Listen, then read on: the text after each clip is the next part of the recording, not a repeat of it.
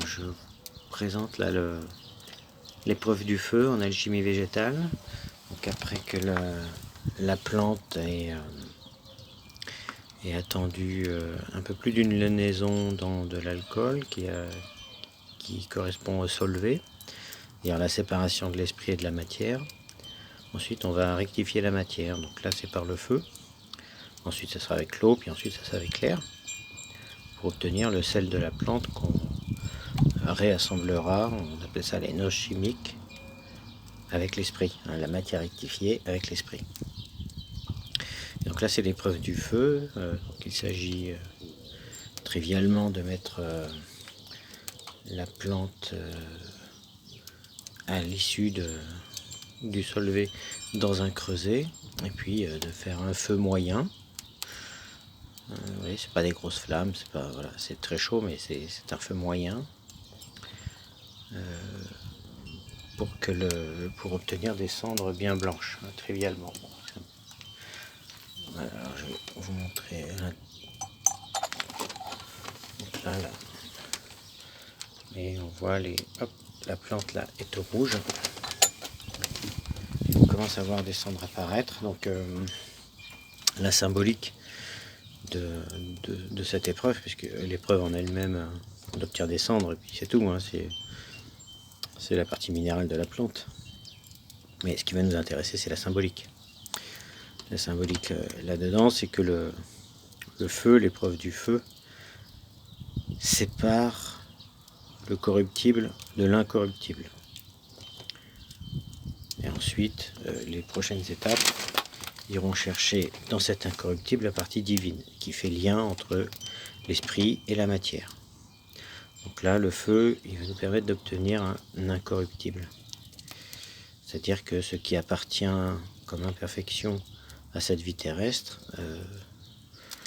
va partir avec le feu. Première étape. Deuxièmement, il y a le feu physique qu'on voit, là, le dégagement de chaleur qui provoque les réactions en chaîne et casse les liaisons hydrocarbonées. Mais dans cette épreuve-là, l'alchimiste fait appel au feu intérieur de la plante.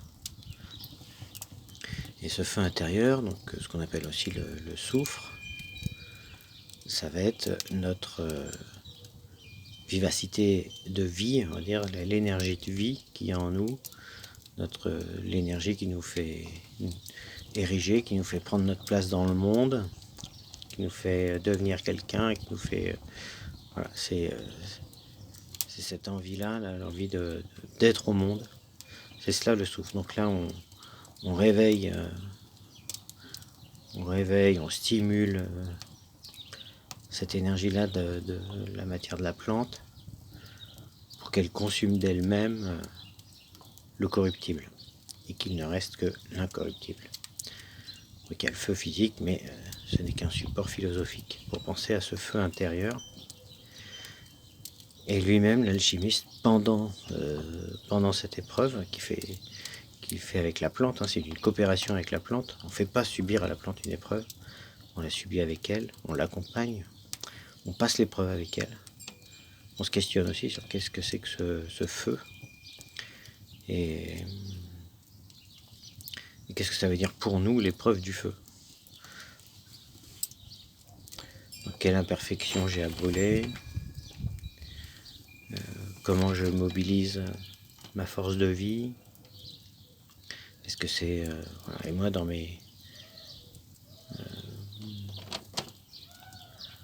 spéculations, dans mes élucubrations, on va dire, ou dans mes réflexions pendant cette épreuve-là, il m'apparaît clairement que le feu auquel on fait appel, c'est pas un feu de jugement, c'est pas un feu d'enfer, on va dire. C'est pas un feu qui brûle le mauvais, ou qui nous juge, ou qui nous condamne, qui nous sanctionne, qui nous dévalorise. C'est un feu au contraire c'est un feu d'amour. C'est un feu qui nous dit de prendre soin de nos imperfections, parce que nos imperfections, elles sont là pour nous signaler un manque, elles sont là pour nous signaler le chemin qui reste à faire. Alors on devrait plutôt les remercier d'exister, puis d'en prendre soin.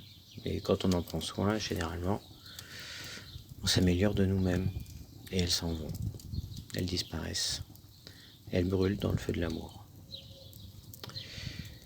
Voilà un peu les réflexions qu'on peut avoir, que l'alchimiste peut avoir pendant cette épreuve du feu. Voilà, ce n'est pas qu'une opération de laboratoire, c'est un moment de philosophie naturelle. À bientôt.